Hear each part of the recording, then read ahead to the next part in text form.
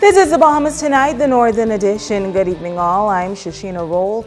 As always, it is so great to have you with us.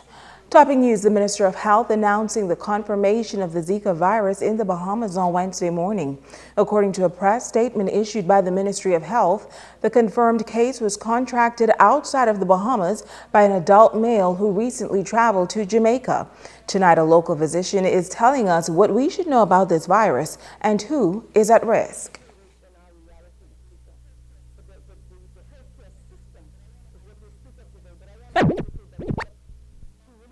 By now, you may be aware of a confirmed case of the Zika virus here in the Bahamas. Medical internist Dr. Marcus Bethel says this virus has been known and recognized globally for over 70 years. However, as scientists continue their research, more information is coming to the forefront. Given international travel, global travel, individuals traveling to areas that might be infected, individuals may get bitten, not know that they have contracted the Zika virus, come home, and of course it's here.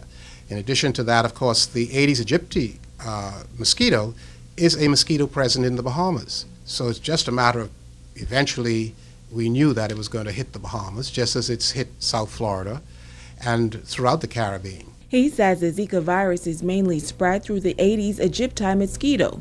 So what's important for residents to know is how to prevent the Zika virus. If we talk about the environment, for example, we have to remember now that the Zika virus is largely transmitted by mosquito bites.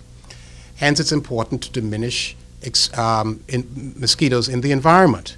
That would involve spraying in high-risk areas, but it also involves individuals making sure that their environment is kept clean and clear of debris that can harbor sitting water in which mosquitoes breed. And what you may not know, he says, is the fact that the Zika virus can also be spread through sexual intercourse. It's believed that the Zika virus exists in semen, for example, from an infected individual. Hence, transmission of semen during sexual activity can lead to transmission of the Zika virus from, say, one partner to the other. Dr. Bethel says that symptoms of this virus are similar to that of the flu and usually lasts about 7 days. It may well include a skin rash, does include headaches, muscle aches, pains, weakness, fever, tiredness. Usually burns itself out within a week for those people who have symptoms. Now keep in mind that most people who are bitten or develop the Zika infection have no symptoms. And while the virus is not a deadly one, it could have lifetime implications on an unborn child. This is probably when the virus is there in the early stages of pregnancy, first and possibly second trimester. And the long-term effects of that include undeveloped brains, small heads, and of course other neurologic impacts that are still being evaluated. In other news, in recent times, stringent measures have been introduced not only for travelers, but Bahamians attempting to attain an education in the United States. Now, these changes are not sitting well with a noted attorney who is calling for assistance to address what is fast becoming a major issue for many residents in the Bahamas. Joan Davis-Roll reports. A Bahamian United States-based attorney, Donald Russell Love, is the voice for countless Bahamians. This legal eagle, who continues to champion the cause for Bahamians facing immigration-related issues, is expressing her concern over what she calls a troubling situation.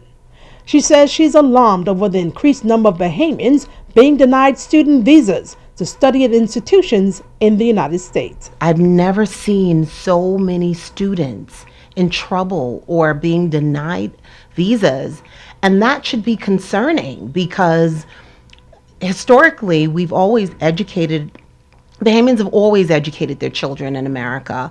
And without that kind of access, if they're not being permitted visas to study in to study in the United States, and now they're forced to study in other places in the world where their degrees may not be as acceptable or reciprocal on a lot of their jobs. Russell Love says since her interview with ZNS News 2 years ago regarding the poor treatment of Bahamians at the United States pre-clearance centers at the airport here on Grand Bahama, the response via the internet has been overwhelming. We did a piece, it had to be about 2 years ago. And it was, again, just me driven by this concern about the rising number of visa cancellations and visa denials.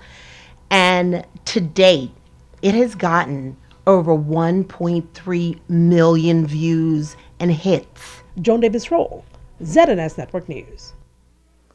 Well, in a statement issued by the United States Embassy to these allegations, in 2015, the U.S. Embassy Nassau issued 969 visas for academic students.